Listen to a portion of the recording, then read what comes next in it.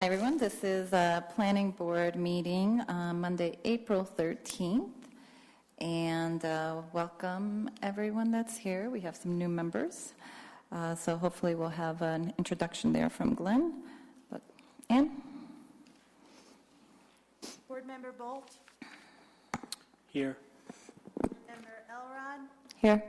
Board Member Graham. Here. Board Member Moore. Here. Board Member Miles. Here.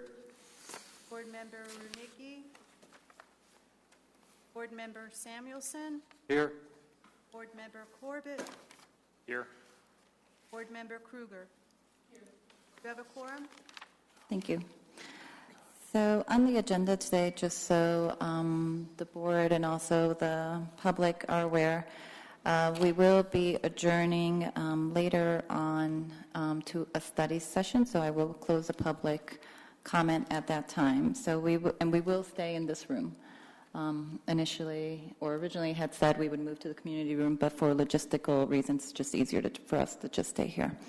So we'll go ahead and, Glenn, do you want to do intros? Sure. Thank you, Madam Chair. Actually, taking Mark Rudnicki's spot is Brian Corbett, our new, actually be alternate one.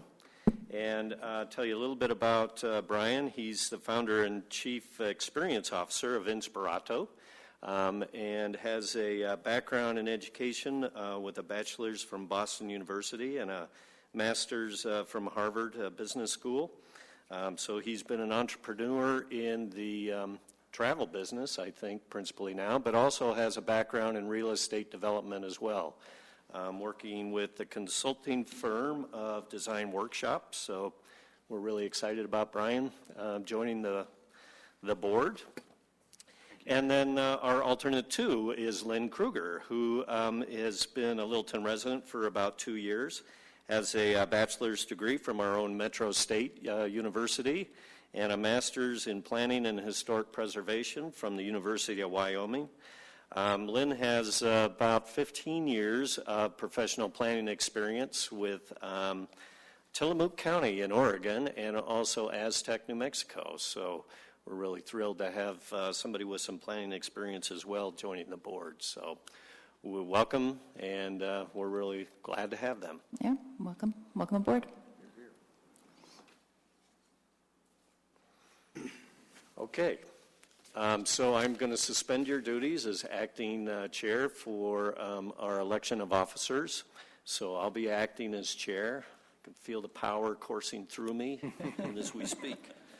So I guess first what I'll do is ask for nominations of Chair Pro Tem and ask for a second, and then we'll vote on that. We could have a number of them, so we'll cross that bridge when we come to it. So first asking for motions for Chair Pro Tem. I make a motion that Mark Rudnicki serve as Chair Pro Tem. Okay. He's not here to say no. So. I'll second that. And a second. Okay, all in favor?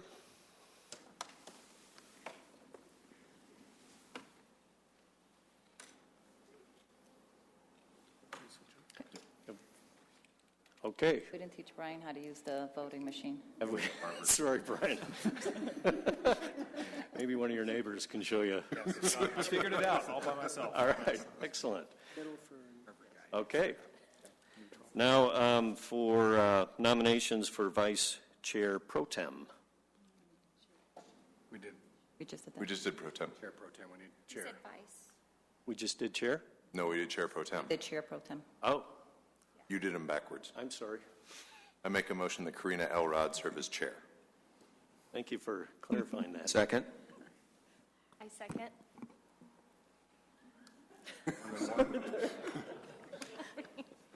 You have 2 seconds. Could I vote for myself? When you won't be allowed to be in charge anymore. Fire. Okay. All in favor? Awesome. Thank you very much. There you go. Okay. Thank you, guys. I'll let Mark know he's sailing right now, so I'm sure he'll enjoy hearing that news. Okay. We have the minutes, the certification of March 23rd regular meeting minutes. Do I have a motion? Motion to approve. Second. Okay, we'll vote.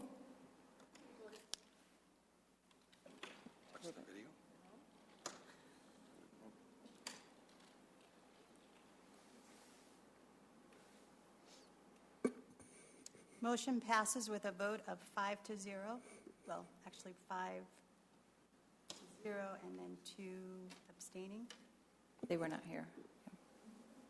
Okay. Get used to all these buttons. Okay, and we are opening it up to any, I don't know if anyone signed up to speak, but if anyone would like to comment or speak on any topic other than the ordinance that we will be reviewing in the study session. You guys can fight it out.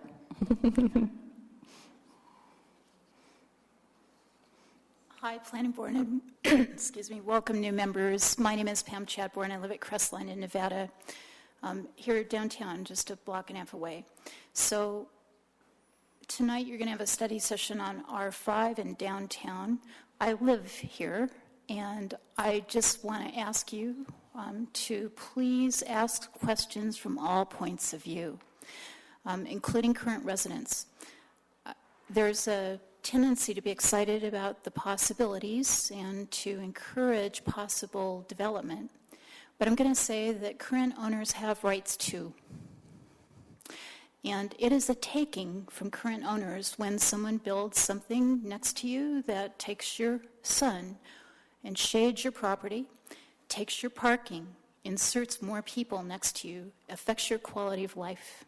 That is a taking as well. But Pam, since that is a topic we'll be talking about at the study session, we're not taking any public comment right now on that topic. If there's something else that you wanted to comment on, Well, help me out here. Study sessions don't allow public comment. right?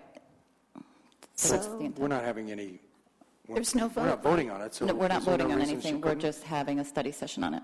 Yeah, so I thought, She could speak on that. Yeah, I would, Okay. I mean, it's not something we're voting on today, and there's no public hearing tonight, so I'm right, fine. I said ask questions from all points of view. Fair. Please think of us who live there now.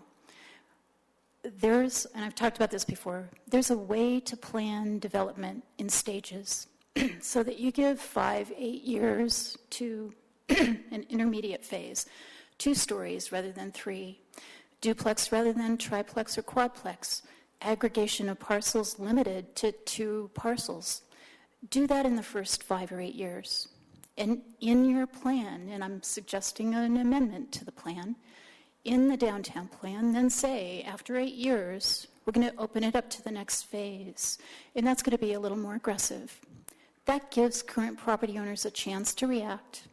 It's clear for developers. It's going to result in a good Littleton down the road. So it's good for everybody. So I'm going to ask you, please, ask questions from our point of view as well, and everybody's point of view. Thanks very much. Thank you.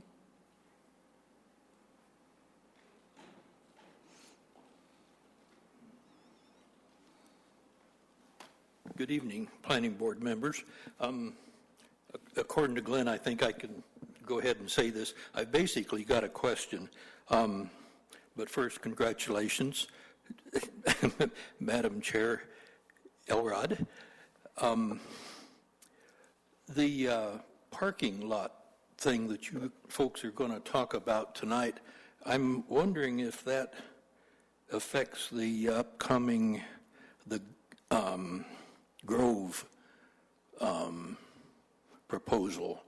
That Grove thing is, they're trying to make it a right to build thing, but it's kind of hung up on the parking situation over there. All the parking has been assigned to the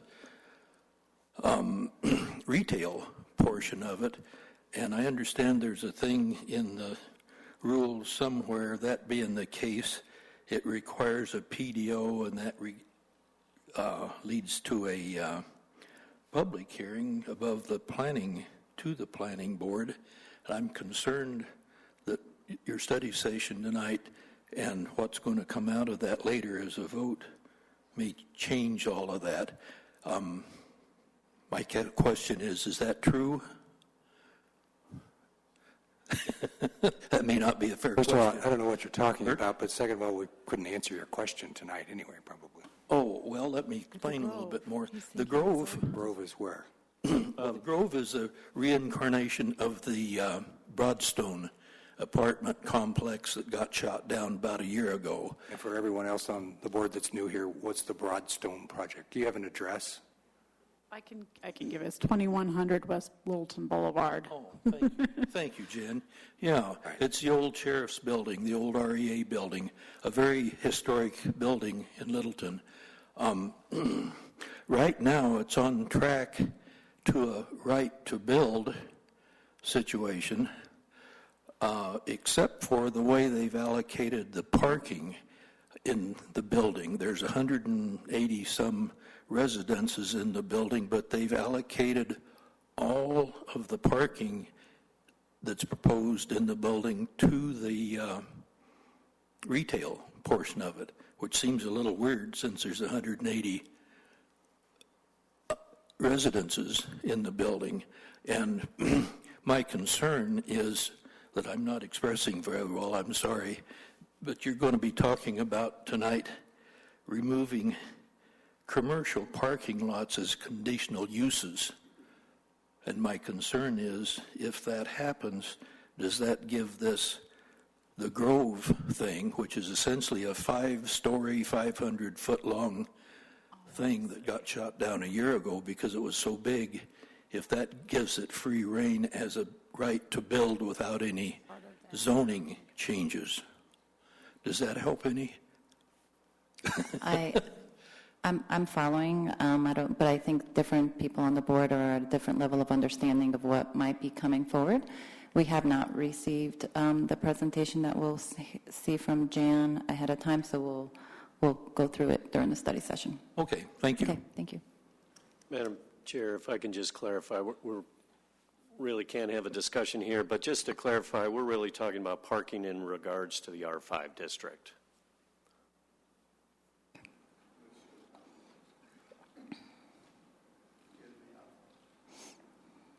Please, Go ahead. you can speak and just state your name and your address. My name is Michael Donnelly. I am a homeowner in R5. Okay. I live on Nevada Street. It has come to my attention that you are going to be discussing the modification of language in the zoning code to bring it into conformance with the comp plan for R5. As new members, I would like you to look at two documents that exist that were developed over the years. The Littleton Downtown Design Standards and Guidelines, which was adopted by the Planning Commission and the Historic Preservation Board on March 13th of 2006. It's not working? Better. A little closer. Better? Right. Okay. Those design guidelines were thought through, and they are very, very good. And they can form a basis for your deliberation. There was also the Transit Impact Zone design guidelines. I don't have a date on that. It had to do with the RTD. Having growing up in Northern Virginia and seeing what happened when Metro came in to Fairfax County, I can assure you that change is imminent. Change needs to be directed by people like you, people like me. And the Transit Impact Zone design guidelines that were put together back then can give you a really good basis to think about. Once again, I am an owner. I have been an owner for 12 years.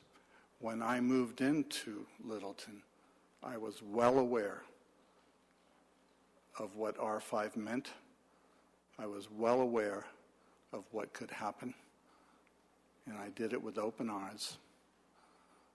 I have no regrets on purchasing in downtown Littleton. Let's move forward. Thank you very much. Thank you. Anybody else wish to come up and speak?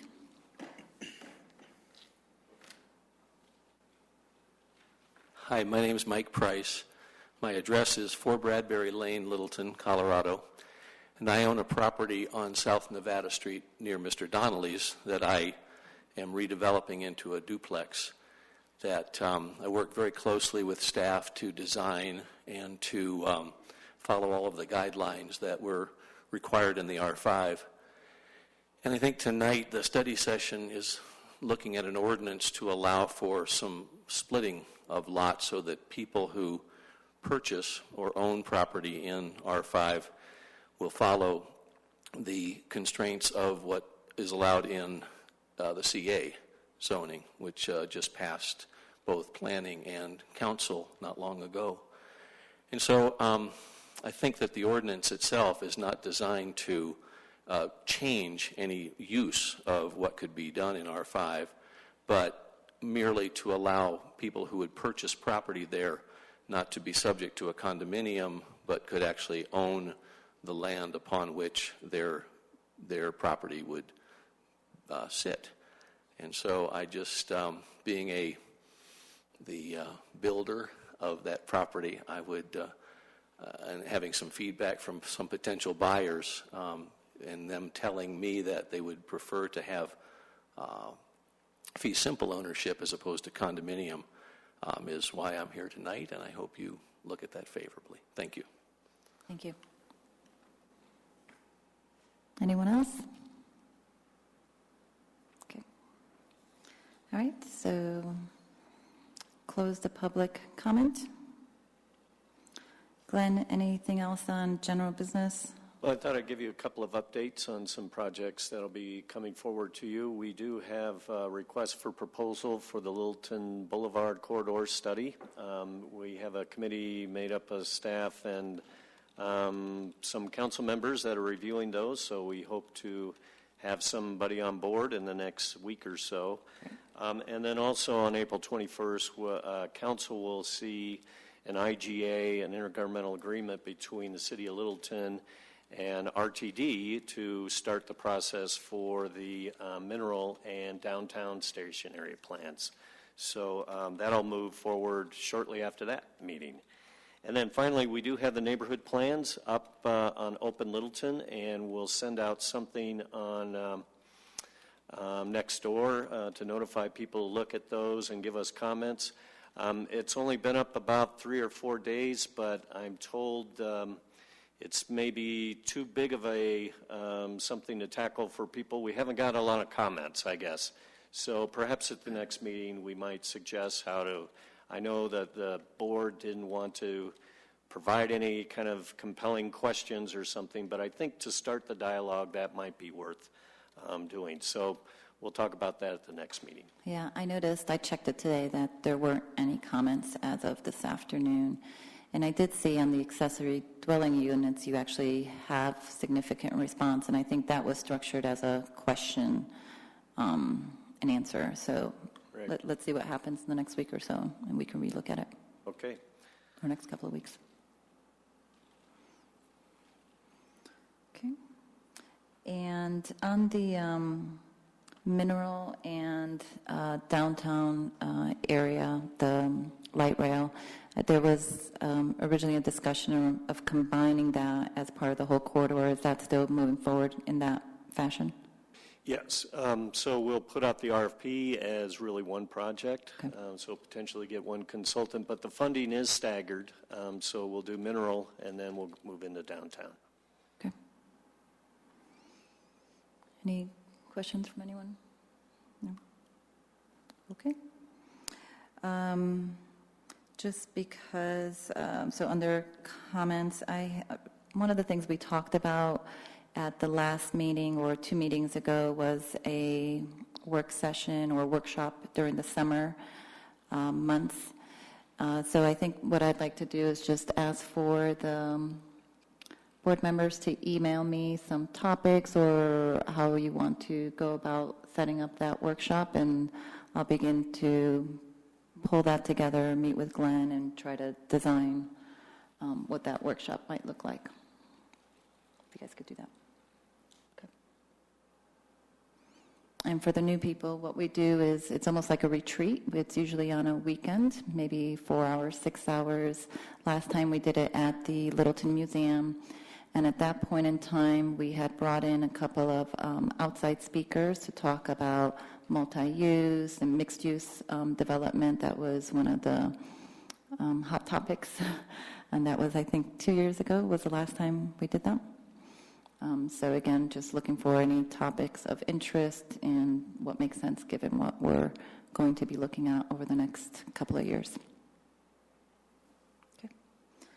All right. If nothing else, we will adjourn and begin our study session. And like I said, we'll stay here. Okay. Meeting adjourned.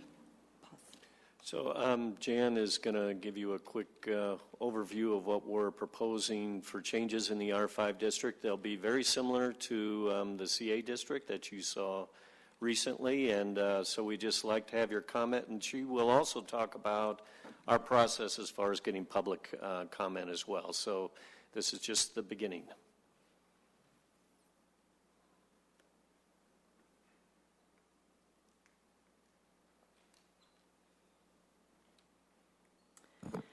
Yes, we're proposing amendments to Title 10 of the City Code, and this is regarding minimum lot size standards in the R5 district and the allowed conditional use of commercial parking lots in the R5 district.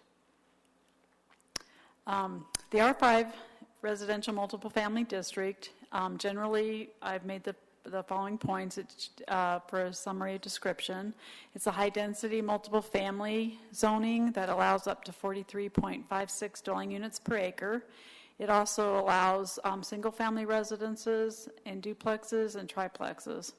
It allows limited private and public institutions such as churches, assisted living centers, schools, child care centers, as some of them. It also allows supporting health services such as medical and dental offices. So as you can see, there's some commercial type uses that are allowed in the R5 district. In addition to that, our code allows commercial parking lots for employee and customer parking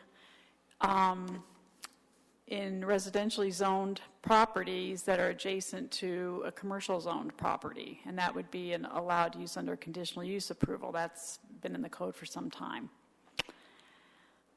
This map here shows the properties in yellow. Those are all the properties in Littleton that are zoned R5. You can see the you can kind of see where Santa Fe is. You can see the little triangular area there in the downtown area that's zoned R5. And then we have some apartment development behind the Woodlawn Shopping Center along Littleton Boulevard. And then a lot of that yellow you see up in the northeast area is that area around the Norgren property. We call it the Northeast Neighborhood. And then also apartments near the King Soopers on Littleton Boulevard.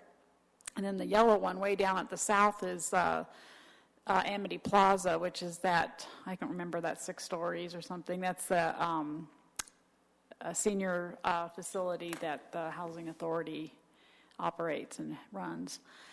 So, and this ordinance, even though, you know, everybody's focused on the R5 downtown, it would affect all the R5 zone districts because we can't really specify a certain portion of properties in R5 in a code change like this. So it would apply to, if this does pass, it would apply to all these properties.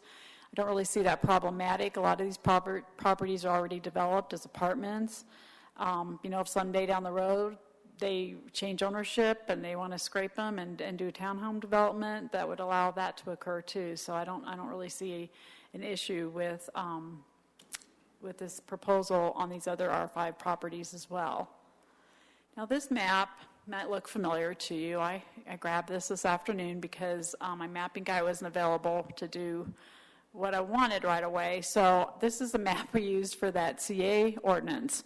So, but it will still show you the area of the downtown area that is R5.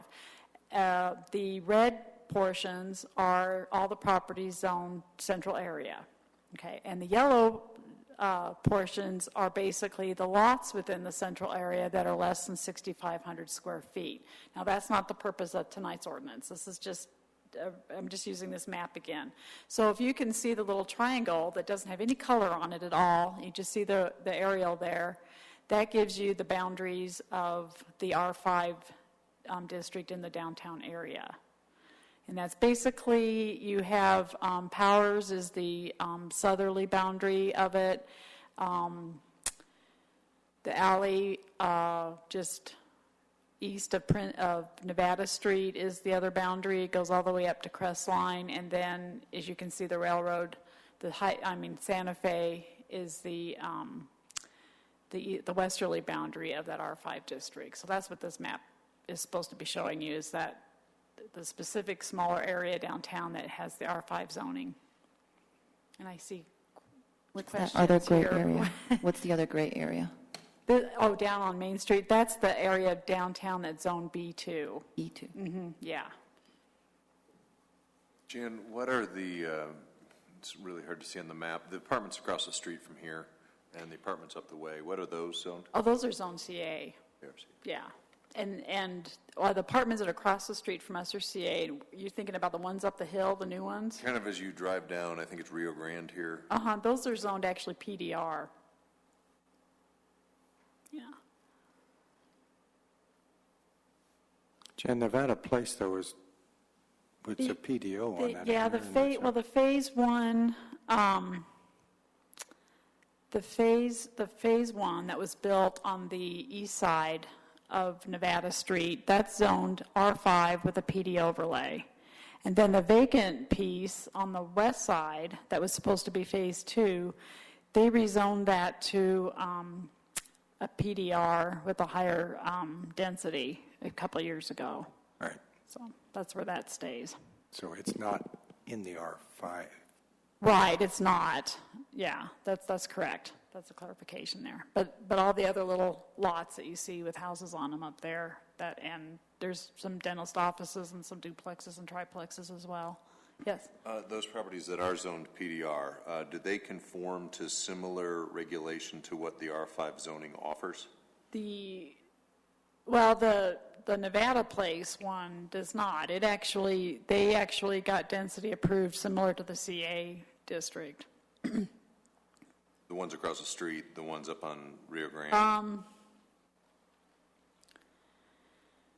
I don't remember the density. I'm trying to get a picture of what type of things we're going to be. I see what you mean. allowing. The Nevada Place, the vacant piece has not been built yet. That was rezoned to PDR at 75 units per acre. That was similar to the CA district. So it would be another third more density than Yeah, what if they build it per the zoning.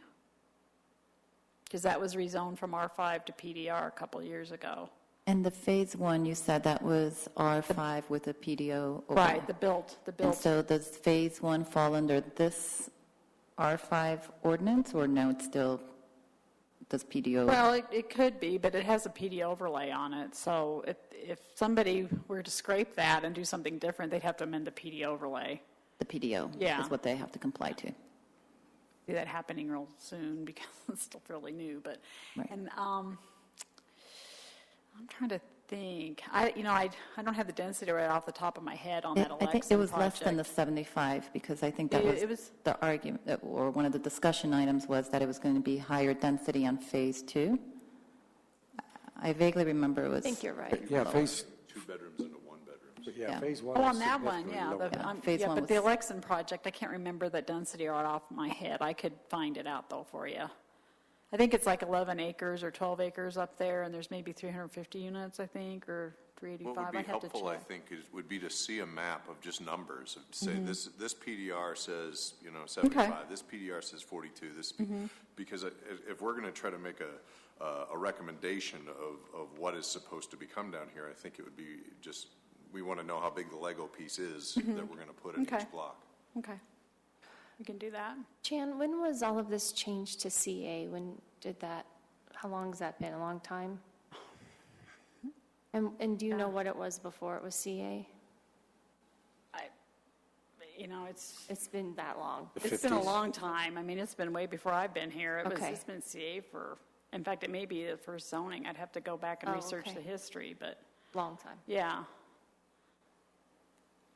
I'm curious why, I mean, so much of it is CA, and then there's this little piece that's R5. We don't. I don't know. I honestly don't know. Most of those houses that are there and were built in the 40s and 50s. Oh, yeah, or earlier. Yeah. Because some of those, or like you said earlier, can be historical. I think some of the houses that are there now, the residential. Are there any on the historic I don't think they're on the list. watch list? There isn't anything in the downtown neighborhood that is on our list of historic resources. I might just add, it's not unusual for a downtown neighborhood for a city at some point in the infancy of the city to just put the highest density on it. I think if you look at most downtown zoning, always the high density may be over a single-family neighborhood. So it's not unusual that Littleton has that same kind of enclave but there are some higher density units, and so it probably was a feeling that overall it should be R5 when you look at the whole neighborhood. We'll let you continue, Jan. Okay. Okay. The first half of the ordinance, I thought I'd talk about the easier one, is the parking lots. Section 10.8-2 of our zoning code covers conditional uses. That's Chapter 8 in our zoning code. And so, as you can see, this is quoted right from the code. Off-site parking for commercial uses is permitted with conditions on residentially zoned lots, which are located adjacent to these commercial districts, BPT, B1, B2, B3, or CA, which is the mixed-use commercial district downtown, provided the following conditions are met, and I've listed the conditions there. During the time that the planning board was drafting the downtown neighborhood plans, some of the concerns came up was the fact that we have this R5 district adjacent to the CA district, and there was concern by some of those residents that a property owner in the R5 district could lease some of their property to an adjacent business in the CA district and have that residentially zoned property used as a parking lot. So one of the goals in the downtown plan was to eliminate that possibility in the R5 district. So so with this ordinance, I thought I'd bring this forth, which is fairly simple removal of that allowed use in the R5 district by amending this code to eliminate the R5 as a potential area for conditional use approval on a parking lot, commercial parking lot.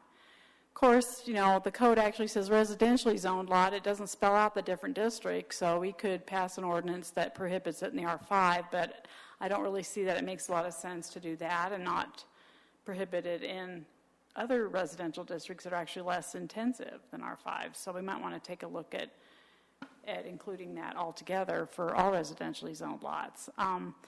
In the 25 years I've been here, we've had two conditional uses for that. One was for apartments in Inglewood to build a parking lot on property in Littleton, and that was turned down. And the only other conditional use I have that was approved in my lifetime here was a part of a church parking lot in the R2 district. Leases the bottom half of its parking lot to one of the dealerships off of Broadway that uses it for their employees. And that's the only conditional use I have out there that's still being used for this type of use. So we might want to consider. So this is currently in R5 that would allow R5 to be used as parking. Right, because this provision in the code allows that on any residentially zoned lot adjacent to a commercial district if they go through a conditional use approval by planning board. The one you have now, though, is not in an R5. No, it's just adjacent to it's actually an R2. It's actually R2, but it's adjacent adjacent to to a B2 or a B3. It is. It's B2 and R2, basically. I was just saying, I mean, to address the goal for downtown would be to eliminate this conditional use for an R5 district. But then why would we want to allow it on R2 or R3 if it's not allowed on R5? So we might want to take a look at just eliminating this possibility of conditional use commercial parking Isn't the lots and scope residential. of the consultant that we have in to look at conditional use, so this should come up in that work? Right. Okay. So, but that's just, I was looking at that, it just sort of didn't make sense to me to not allow it in R5, but allow it in R2 or an RE or something like that. Yes, Andrew? Just so I'm clear, it's a little confusing to me. If I had a property and it was zoned R5, by the suggestion of the change that we're going to make, that a person would have to put a structure on that and could not use that as a parking place or a parking lot? Is that what I'm hearing? Well, if you had, let's say you had R5 property and you were going to build apartments on it, and of course parking accessory to those apartments is allowed because that's tied with your apartment use. But if you had a vacant piece of property in an R5 district and you're adjacent to B2 or CA, and that business owner that owned the commercial property needed parking for his customers or his employees, and he wanted to build a parking lot on your property and lease that from you, you would both have to come in to the planning board and get a conditional use approval to allow that commercial parking lot in a residential district. That's what this provision of the code is. So if we eliminate that from R5, that would take that risk out. I mean, that wouldn't allow some R5 lot downtown that has a house on it, get demoed, and then provide commercial parking to an adjacent commercial business in the CA district. That's what it would result in. So that was the concern, when you guys were looking at the neighborhood plan. So you'd be proposing to eliminate the conditional use aspect of it, so it would be a use by right? No, I mean it would not be a use at all, by right or by conditional. Yeah. Right now it's not a use by right, it's only used by conditional use. So I'm just thinking of where that might exist today. Jose's used to have parking over off of Alamo. Is that an example of? Well, that's in the CA district. But if that was R5, would that be an example? Yeah, exactly. Only thing is, you'd have to be adjacent to that use, but that would be the case if that was R5. But it's not, it's CA, so. And so if you go back to the map, which ones would it apply for? I guess it would be the whole corner. I got it. Pardon? It's the boundary of it, all of it. So I got to go previous. I think there's an empty lot on Prince, just a block down from the River Bend Shopping Center that's empty next to a house. They could, at this point, ask for that to be used as a parking lot, correct? As a conditional use. That's not in the R5, I don't think. We'll have to look at the map. Right. Oh, you're right. It's either CA. You're right. Well, I think when you guys are looking at the downtown plan, I think there was concern that some of the commercial could encroach more into the R5 district if that was allowed to happen, because you have the CA boundary there along Powers, and there's also it abutting two property lines. And, that was the concern that by, commercial parking lot, that it could eventually get commercial creeping into the R5, which wasn't the desire. So in theory, the phase 2 of Nevada Place, that empty lot right now, is that considered adjacent to the CA property, even though it's across the street? It's across the street. So it's considered adjacent, doesn't have to have, it doesn't need to touch. Right. And that could be a concern, because that could be subject to that happening. Now, it probably wouldn't be, because right now it's under a PDR zoning, so because of that, Oh, right. Since that's a PDR zoning on it now, it probably would not happen. But had it not, if it still was R5, yes, that would be an example of where you could do that, and that would, So we're proposing to eliminate parking use on R5. commercial parking use, Commercial yes. parking use.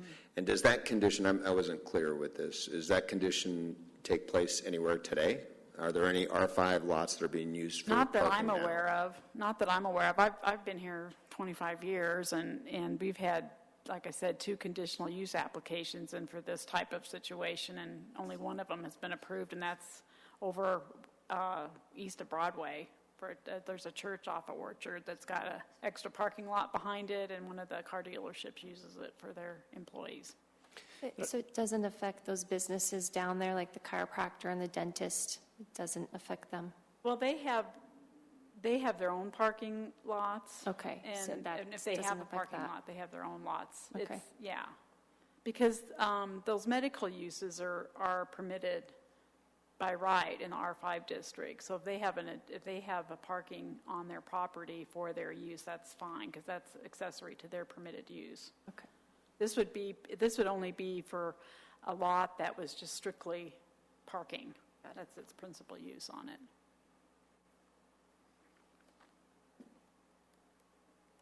Okay. So we'll pass that one. And then this gets me into the other part of our ordinance where we're looking at modifying the lot size standards or minimum lot standards for certain houses. And so Karina had asked me earlier to provide a little table that kind of shows you the comparison between the CA district and the R5 district and what had been approved in the CA district. And I kind of simplified a little bit. The R5 district's lot standards are described a little differently than the CA district.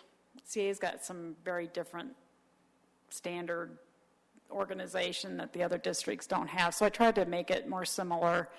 And so, as you can see, for minimum lot size for single family, it's 5,500 square feet in the CA zone district, and it's 6,000 square feet in the R5.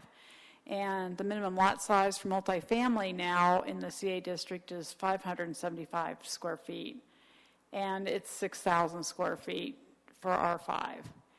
The maximum density in CA is 75.75 dwelling units per acre, and the maximum density in R5 is 43.56 dwelling units per acre.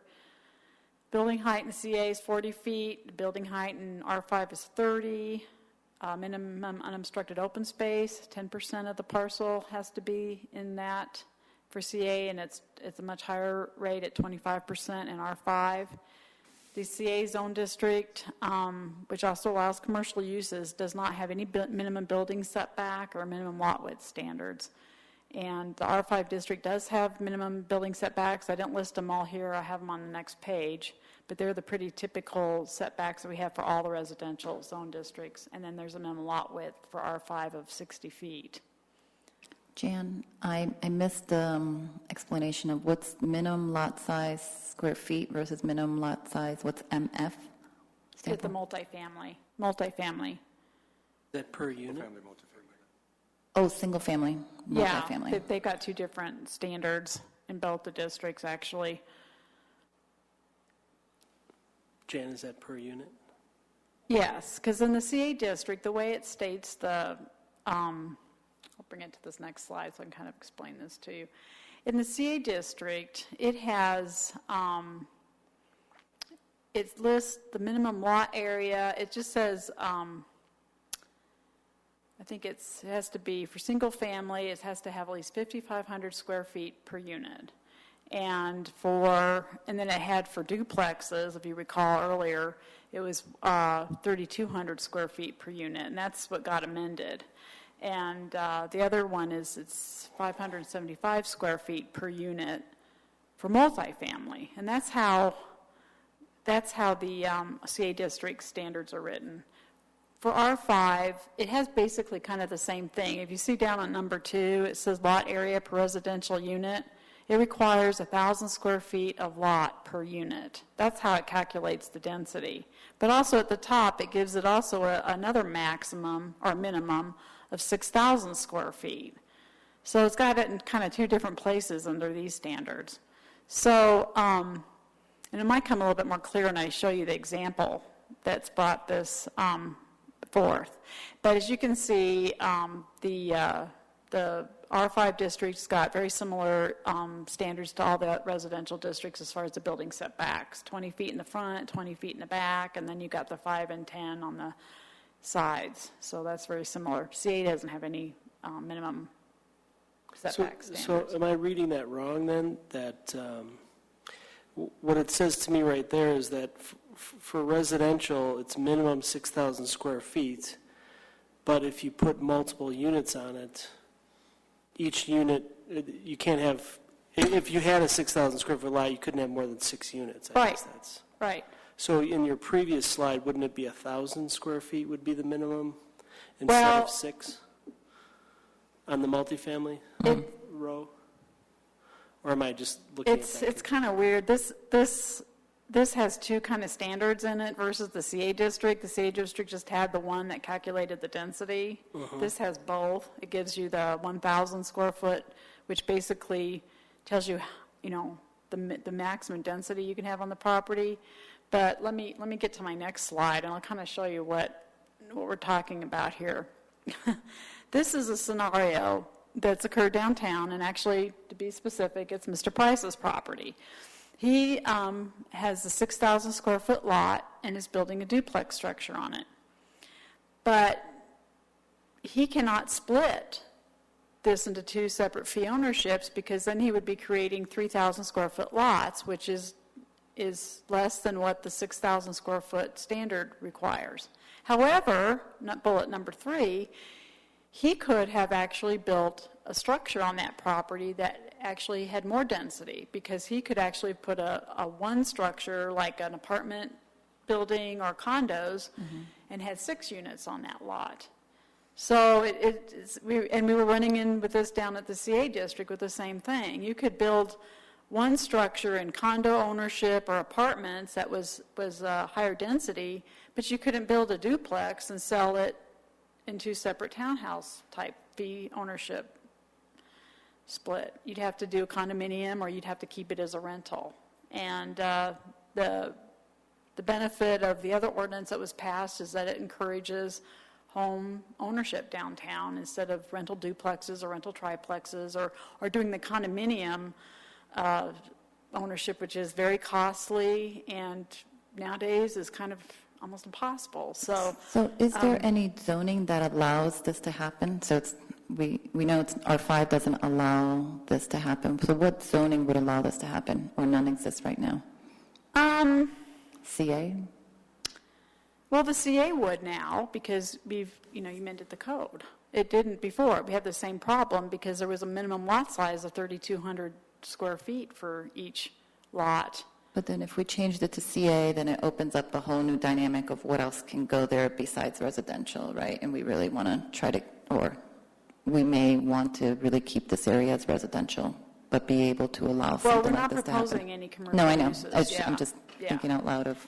But so this would allow some of these properties to be able to, build the duplex or the triplex, and which they could do anyway. I mean, under the present zoning, they can build these on there. So, this ordinance would not change that physical structure or that physical development. It would just change the ability to sell it to an ownership situation versus renters, or, kind of minimizing it. But because the current zoning allows the duplex on a 6,000 square foot lot, it can allow the triplex or whatever. But what is it that we would be able, what is it that we can change? Because I don't think anyone would suggest that we change the zoning.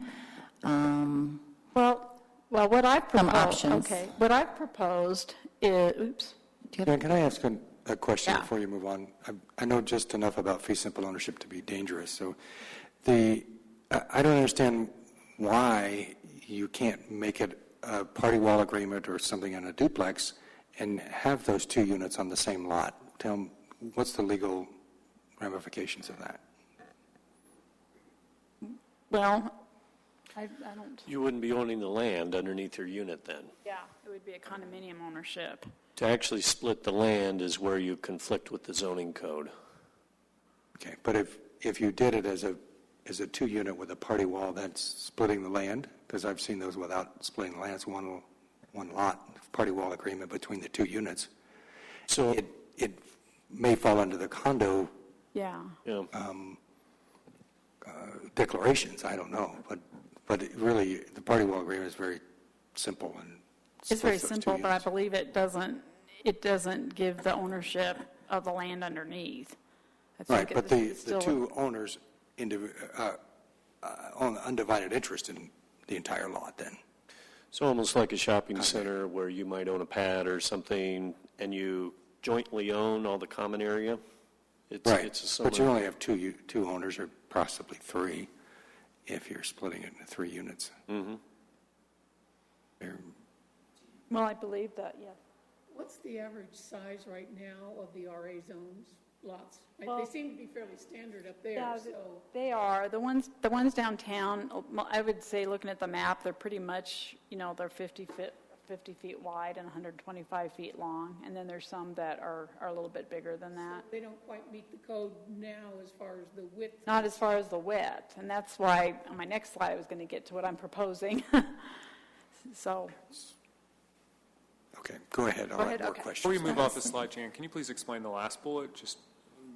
I wanted to just let you know, I did send you some letters because, the reason why we're proposing this ordinance is because we've actually received requests from property owners in the R5 district. They saw the passage of that ordinance for the CA district, and they were running into the similar situation in their zone district downtown. And so because of that, staff immediately started to receiving requests from property owners in that R5 district to propose a similar ordinance that was passed with the CA district. And I had sent you guys copies of the letters that we received from people. So I just wanted to let you know that there's citizen interest in this. This isn't something that staff's just decided we wanted to propose. We've actually been, I got down to the CA ordinance, I thought, okay, I'm done with that. And then immediately I started getting phone calls from other property owners downtown in the R5. So that's why I just wanted to let you know that. So along those lines, I'm looking at one of the letters that you sent us that has a couple of pictures in it. One is a really small, maybe 800 square foot, maybe 1,000 square foot single family, and then a larger 2-story duplex. Mm-hmm. That larger 2-story thing is allowed now. It's just that they can't split it and sell each separate. That's correct. Right, okay. Well, that's why I was trying to And make the point that you can't. They would just have to make it a condominium. Yeah, but the whole idea is that nobody wants to do that. Nobody wants to have to partner with the other guy and have a condominium ownership agreement and figure out who's going to mow the lawn And banks who's aren't going to lending on maintain. it. That's the bigger issue. What's that? We'll Banks let aren't- on a 2-unit. Well, I think they're having a hard time getting But money to build it. Because it has to be FHA approved, right? That's my understanding. The is problem with them part of is the that question. the developers are getting sued because their quality of construction. That doesn't affect small units. It's only for the larger Right, developments. so they could still do a condominium unit. They could, yeah. And we, as a lender, I'm a Fannie Mae lender, we'll do a loan on a 2-unit project.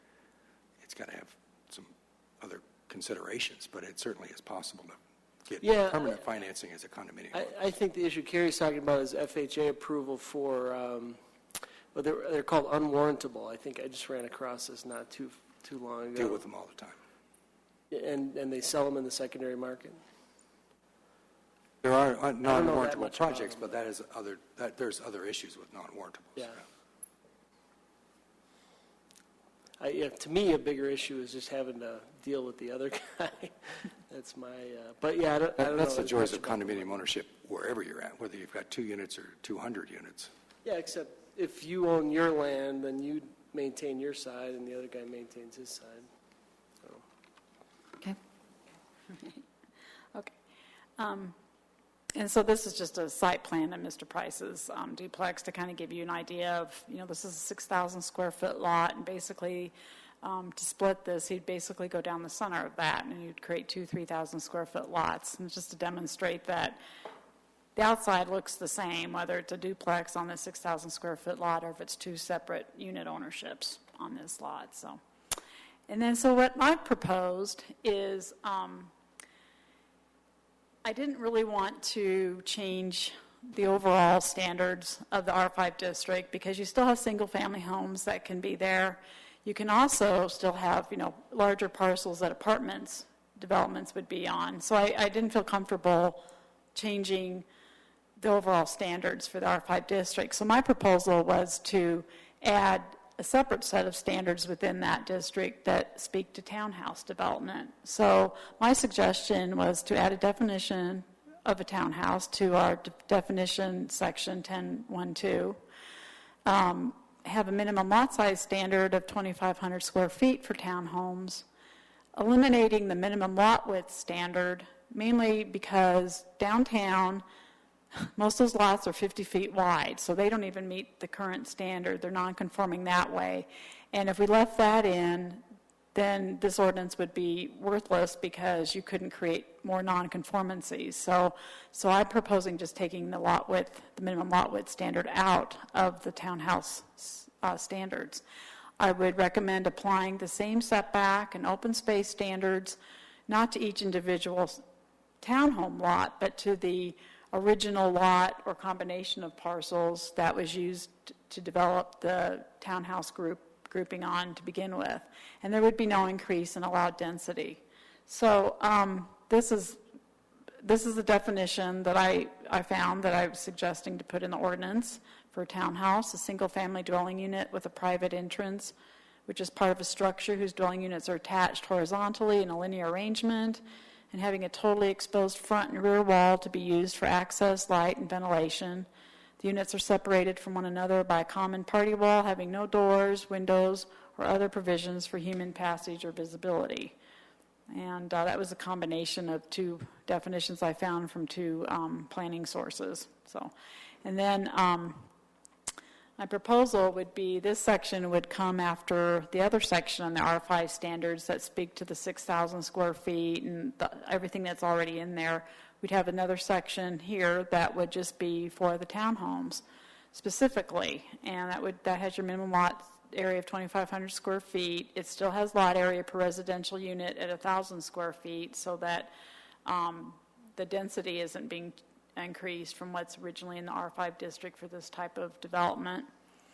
And then, like I said, applying the same setback and open space standards to the physical parcel that the townhouse development was built on. So it would basically still be the same physical appearance as a duplex or a triplex would be on that same lot. And of course, not changing the height. The height would still be at a 30-foot maximum. And so that's what I was proposing on that. And then these are the parts of the downtown plan we looked at. The land use policy 3 that speaks to the existing character of the old town neighborhood should be preserved. The implementation is 3A, which is direct any rezoning effort to retain small-scale residential as a primary use with medical and dental offices as secondary land uses. No other land uses would be allowed. Well, this ordinance does not propose any new land uses. It's still residential, and it would allow home ownership and encourage opportunities for redevelopment to still occur at the small-scale residential of duplexes and triplexes, and not necessarily combining more parcels to build a bigger project like Nevada Place. Then this also kind of speaks to the same thing. This says this is an implementation of revising the zoning and the downtown design standards to ensure that development in Old Town will conform to the existing scale, mass, and feel of the neighborhood. And the neighborhood now has single-family homes, but it also has some duplexes. It has a couple boarding houses, and it's got dental offices and a chiropractor office and a doctor's office. So this proposal wouldn't change any of this because this is an existing allowed use and could be built today as, rentals or condominiums. And of course, 3C is delete as a conditional use in R5 offsite commercial employee and or customer parking on residential zoned lots and adjacent to the CA district. So, yes. Allow commercial businesses, say you have a dental and a medical sharing an office, would they be able to do a land split also?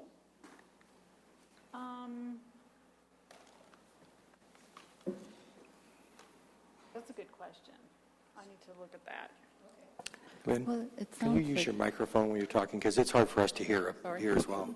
Do I need to repeat it? Well, actually, it would not, because the minimum lot size for non-residential is 7,500 square feet. Yeah. We're not touching that. We're not touching that. I was just dealing with the residential part, yeah. Land use policy 6 in the downtown neighborhood plan states that downtown should support a diverse mix of housing options for residents of all ages, incomes, abilities, and family structures. And this, of course, would, the implementation is to review the relevant city rules and regulations for their possible effect on achieving a mix of housing options and revise those to eliminate barriers to achieve this. And this meets that, we believe, because this also provides another home ownership type of opportunity for different type of living downtown. This is the same policy that was supported by the CA zone amendment that we did. So, and I kind of just repeated this. This does not change the permitted land uses. It does not increase the allowed density, but allows more home ownership in the downtown area. It creates new opportunities for small-scale residential, another option, which is not large-scale, multiple family, and then it's also would eliminate commercial parking lots in the old downtown neighborhood as well. And just to let you know, we wanted to take this forward to you tonight, just to throw it out here and get some input from you. I am planning to send notice to all the property owners in R5 district, which I found out today is 533. So, and so we'll be sending some kind of notice, like a postcard or whatever, to briefly explain it, and then probably put a link to, I'll post the draft ordinance on the website and get a link to that. So people would have a few weeks to take a look at this proposal before we schedule it for public hearings. But in this notice, I would also give them the public hearing dates so that they would be made aware of those as well, so they can come and attend the public hearings if they choose to. So we got kind of questioned about not having done that on the other ordinance, so we're doing that on this one. I'd offer a suggestion in a link where people can research this information, that you write something as if they're in kindergarten. Something very simple, very straightforward, a chart, a graph, a picture. We generally know what we're talking about, and it's confusing up here. So the more that we can be as just simple, but yet not dumbing down the point with those property owners, I think would be in their best advantage as well. Thanks. That's a good point. I also think just pointing out what's allowed now as far as structure versus, I mean, because really there's no difference there. Right. It's just how we're splitting it up. In your example, when you had that one that was 60 feet wide, you could do 1,000 square feet, 6,000 square feet. Could you get 6 units on there the way you had that lined out? With a Probably not. Units per acre? Not aligned. They'd have to be on top of each other. Right. So the way you described that, they would have to be in a row, basically row houses. Oops. Without I'm good at this. Let me. Because obviously, if you go above each other, then you are condominium. Go back to his. You would have to go above because you have to accommodate the open space requirement, so you that's couldn't why- put let me bring 6 up that next site to each plan. other. So you would have to go up in order to meet the other setbacks. That's and why I open put space. Mr. Price's site plan up here, because he's proposing a pretty typical unit development that's being proposed today, size-wise, I believe, and compared to some other ones that we've also been processing about the same size. And this is about the maximum I think you could get 2 units on this size lot, side by side, and meet the open space. How big is that lot?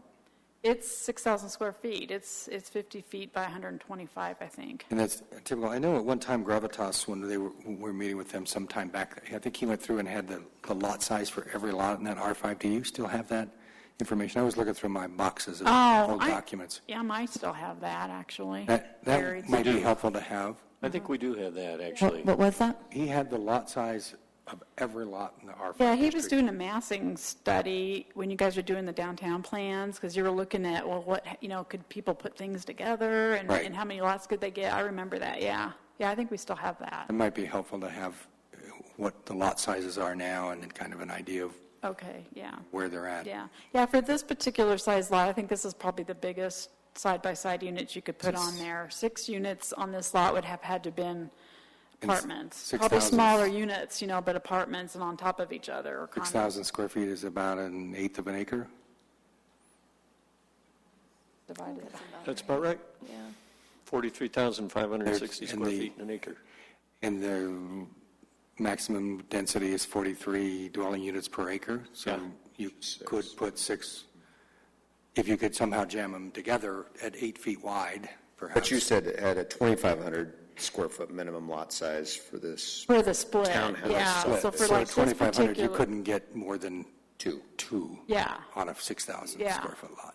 yeah. So you're raising the minimum lot size from 1,000 to 2,500? No, I'm lowering it to 2,500 so they can From split 6,000. it. Yeah. But no, like on a 6,000 square foot lot like this, you're probably going to do 2 units. To do a triplex, you're going to have to probably go at least another third bigger on this. And there's some lots that size I downtown. don't remember, but I don't think there's anything more than about 8,000 maximum out there. Probably, you're probably right, because looking at the map, there's some north of here that look a little bit more square and less rectangular, and they're probably about that 8,000, I expect. But I could find that information that he did. And if we adjusted this, then would the design standards be changed at the same time, or do we have to go back in and change the design standards? I don't think that has, the design standards mainly speak to building materials and, bringing front porches up to the street and tree lawns and that Well, it sort also of talks thing. about lap siding and Yeah, it's the those kinds of things materials that they and want to stuff, stay yeah. the same. Yeah. And that's one of the issues they had at Nevada Place, what they complained that we made them do lap siding on, Oh, yeah, and they instead wanted of to do a more brick. brownstone from Boston, yeah. Yeah. But that's what's in the neighborhood, yeah, so. Yeah. The, So those the design things- guidelines shouldn't be affected by this, because the design guidelines we have in place now applied also to this duplex that's being built, so, and other ones that were built on Sycamore Street and stuff in the CA district, so they still apply. They're still applying. Yeah. I mean, it's not law, but that's what you look at Yeah, for for design. because then it's just looking at placement and materials and amenity zones and tree lawns and, the front porch up to the street and that sort of thing. Yeah. Jan, there's a property on Curtis Street, I don't know the exact address, that's, I think, a sixplex. It's a brown brick building that kind of runs back the property. Okay. I think it's 6, maybe, I'm pretty sure it's 6. I'm just wondering if that is conforming to today's current standards, or if that's... I don't know. It's on Curtis Street? It's on Curtis, just north of, what street is that? It's like next door to Randy Stein's house. Oh, Does that help? that's a sixplex? I think it's 6. Just north of But Parish. Or it's, I'm just wondering if that conforms to the current standards, if that was built during when we had some different standards. Well, it was, I'm sure built, Probably looks like the 70s. There's a Well, fourplex Is it just a 4? is it a fourplex? Okay. at 5580 South Curtis. Okay, it looks... Well, I mean, the thing is of course it was built before this, but if it's rental and it's one ownership, Then it it can be conforms, done. yeah. And if they Okay. want to It's the split dwelling it, units they'd per have acre, to meet 43 the units. Then they minimum lot could- size okay. requirements, so, Gotcha, so one owner rents them out. yeah. So Jan, And what do most you of those are. anticipate as objections? Why would people not be okay with what you're proposing? Well, I think you heard from somebody tonight in that respect. I know there's some concern about keeping the smaller homes that are in the R5 district and not redeveloping the area into larger. here's what I see. Except that's already allowed, right? But that's Yes, allowed. it is already So allowed. here's what I could possibly see an objection. This would, it almost provides an economic stimulus. It becomes more viable and desirable to turn this into 2 townhomes, and you could sell it for a higher price. So it'll stimulate economic development, potentially at a faster pace than it is now. And so the development will happen faster. So again, it's not changing the form. You could do it now, but there's probably more of a demand for townhomes right now. And therefore, it'll drive up the price, and therefore it makes more financial sense to scrape the house that's there and build. That's the only one I can think of.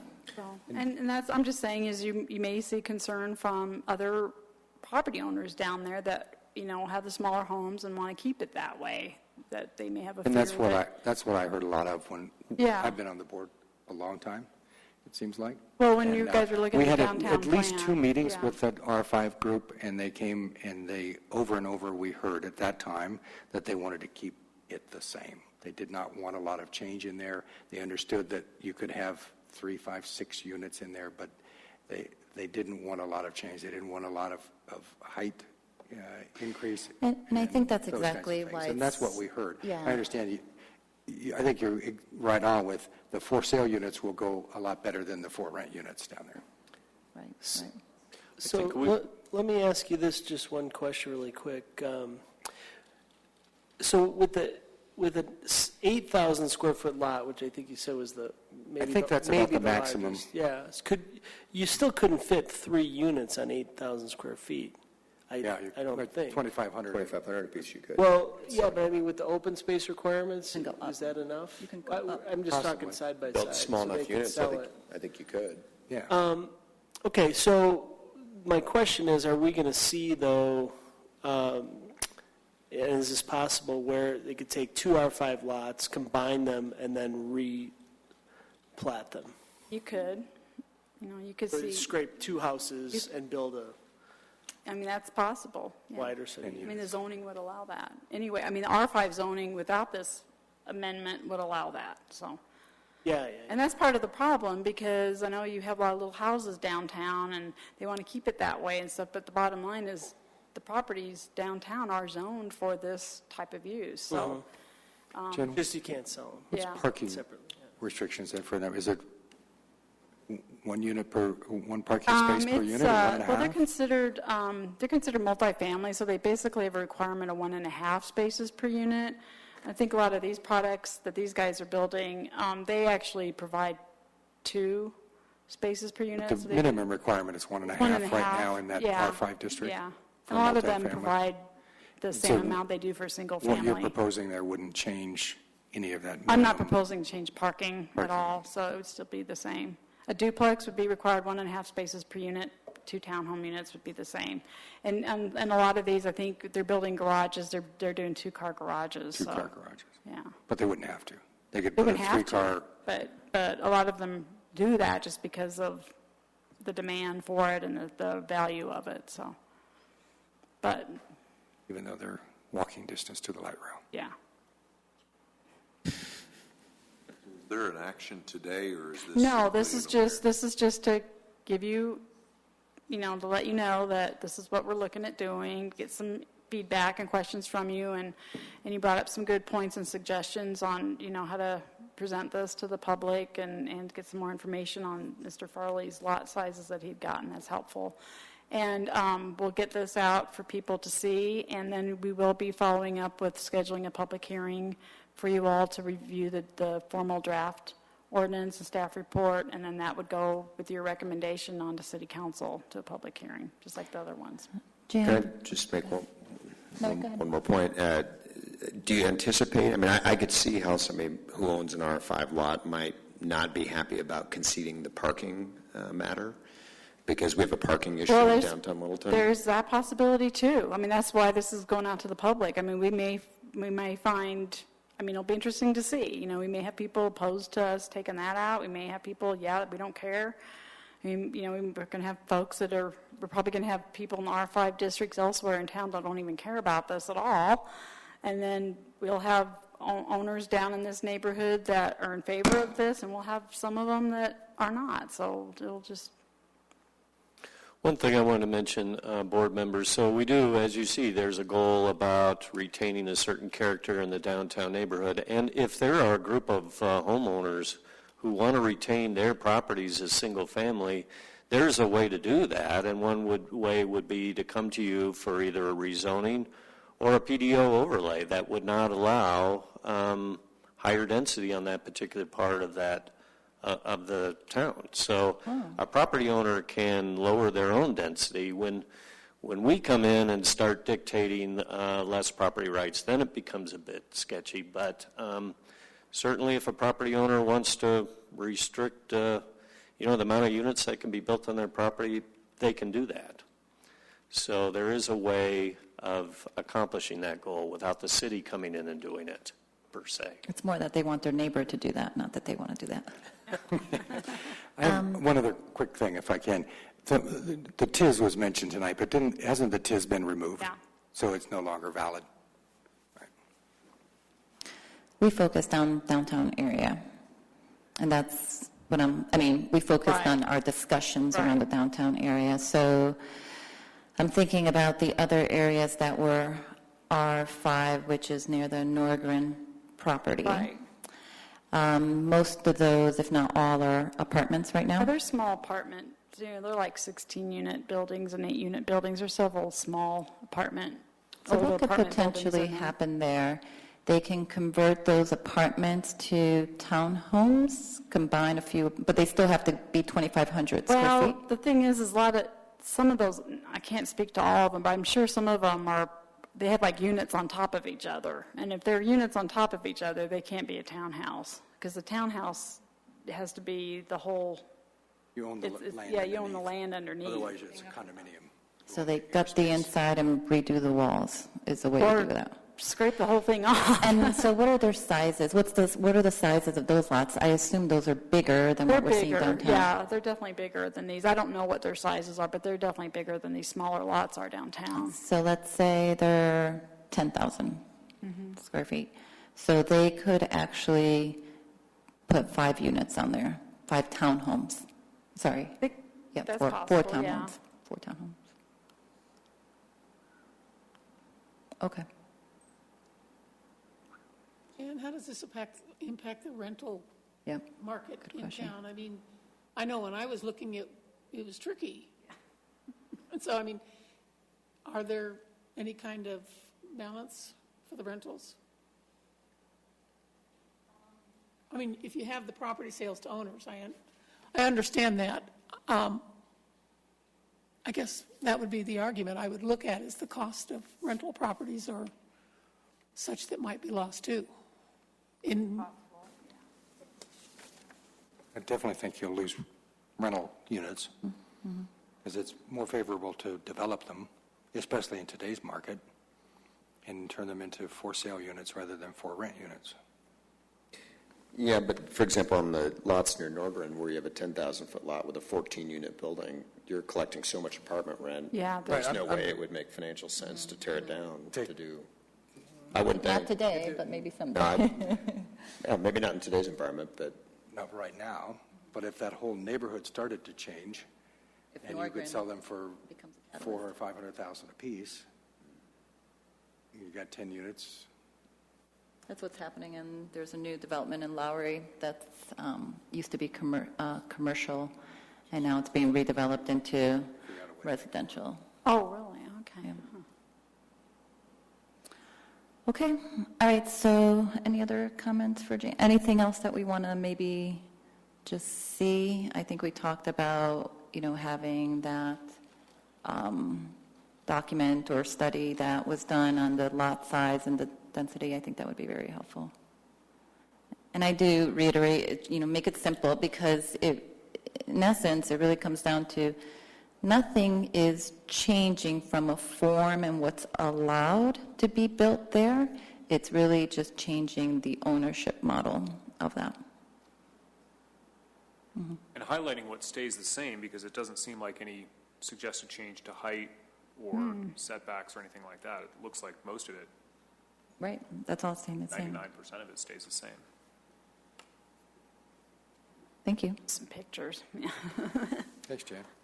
Yeah.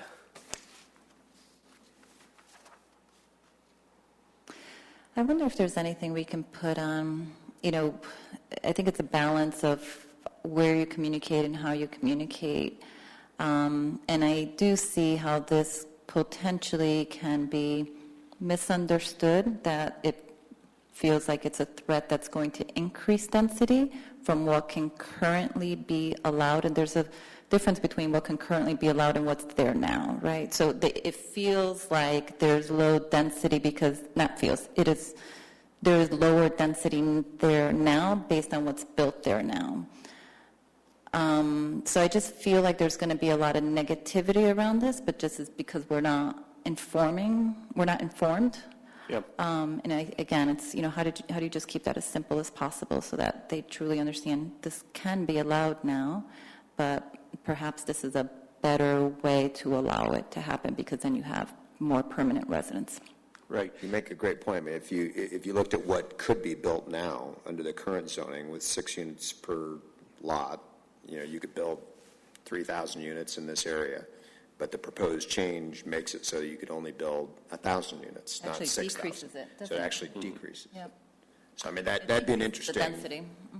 Yeah, it would be an interesting calculation, and we may be able to do that. And I think you make a good point, Chairman, that the downtown neighborhood is that unique area where it does allow a lot of density, but it's not built that way. I think in all the other districts that Jan showed you, it is built close to the max. So and one way we wanted to send this out and see what kind of input we got. If we got a lot about misunderstanding and it's from that neighborhood, we'll sit down with those folks and try and explain it one-on-one before. Yeah, and when developers come in, when we're doing like PDOs, they have those community meetings, and I don't know if you can do that now. That again, it's just more for information and just vetting out what some of the concerns are.